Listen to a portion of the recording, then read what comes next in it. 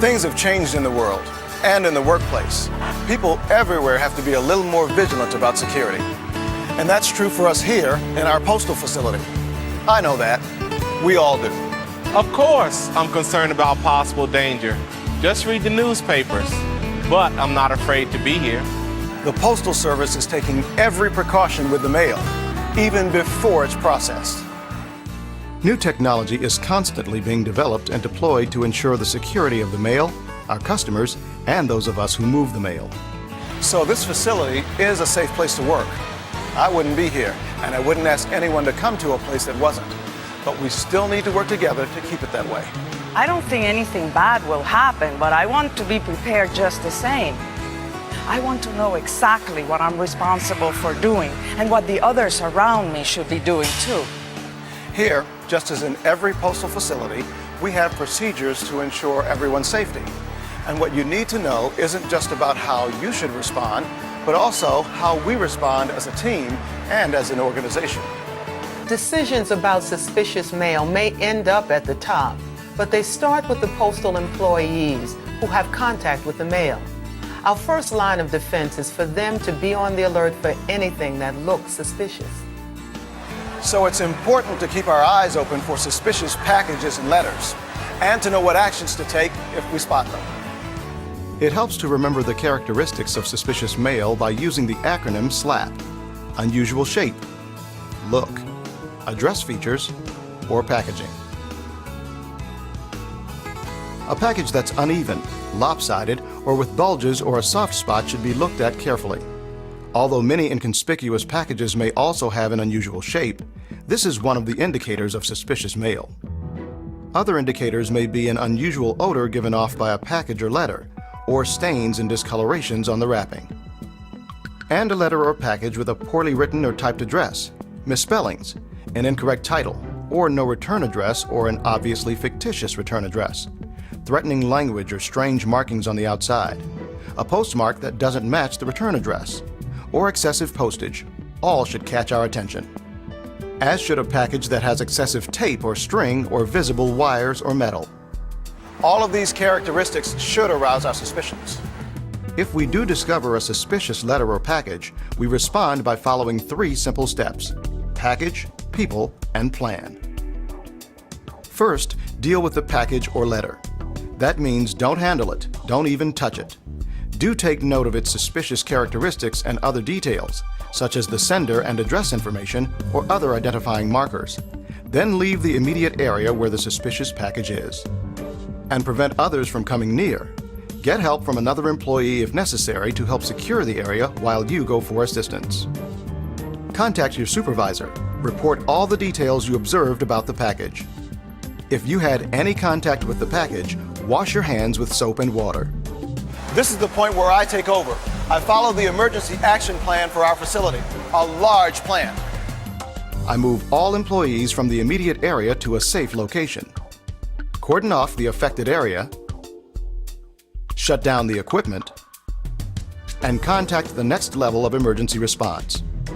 This may involve the inspection service or other community first responders to help identify and resolve the problem.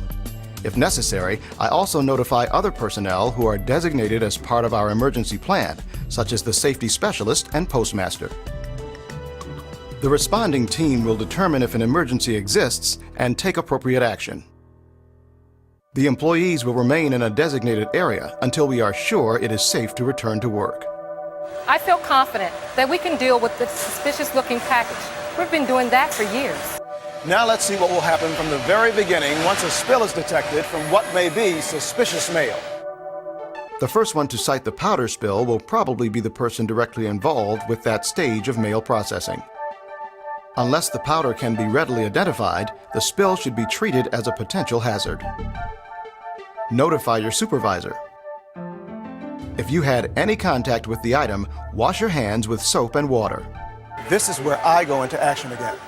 Just as before, I initiate our emergency plan and follow the appropriate procedures for this incident. Right away, I make sure the employee who had possible contact with the spill is isolated. Now, just to be sure, until we know what this is, I need you to stay in here. I want to minimize any possible contamination. That's okay. I appreciate that, and I'll get back to you as soon as I find out. Next, I make sure that anybody who might have been affected by the spill is in a safe place. Then, I call first responders. They start by blocking access to the area to make sure no one enters. Then, if they decide, instructions are issued to shut down the ventilation system and any equipment or machinery that may have already processed the mail piece. The goal is to minimize potential exposure by spreading any contamination, just in case the spill is a dangerous substance. At the same time, our employees are removed from the immediate area to a safe place. I call the inspection service and local hazmat team to identify the substance. As the team works to diagnose the situation and determine if an emergency exists, I report the incident to upper management. The professionals may further test the substance to rule out any potential hazard. I've checked with the addressee. It was some spices he was expecting. Well, thanks for getting here so quickly to take care of this. It's a relief to know it wasn't something serious, and I'll let my employees know they can get back to their work assignments, that they're safe, and I'll notify my manager. Okay. It wasn't anything serious? Everyone is safe. Way to go. Everyone's returning to work? That's good. Our policies and procedures for handling suspicious mail are carefully structured to ensure everyone's safety. Now you know what actions you're expected to take. It helps to know the acronym SLAP and to remember package, people, and plan. That way we can respond correctly to any possible dangers. You know how we respond as a team. I feel better knowing exactly how things are taken care of in the case of an emergency. And you understand how we respond as an organization. I think there's a lot being done to keep us as safe as possible. I think the Postal Service is ready for any emergency. The Postal Service would like to say that you'll never need to worry about security in the workplace. Unfortunately, we can't make that promise because we can't control the world outside. But we can pledge, with your help, to keep all eyes on suspicious mail. This building has been named in honor of Joseph Cursine Jr. and Thomas Morris Jr. by an act of Congress, Public Law 107-225, September 24, 2002. We are poor for their loss, but richer for having been touched by these dedicated, hard-working heroes. We will never forget. As managers and employees, we all know the importance of staying alert at the workplace and knowing how to respond to threats of our safety.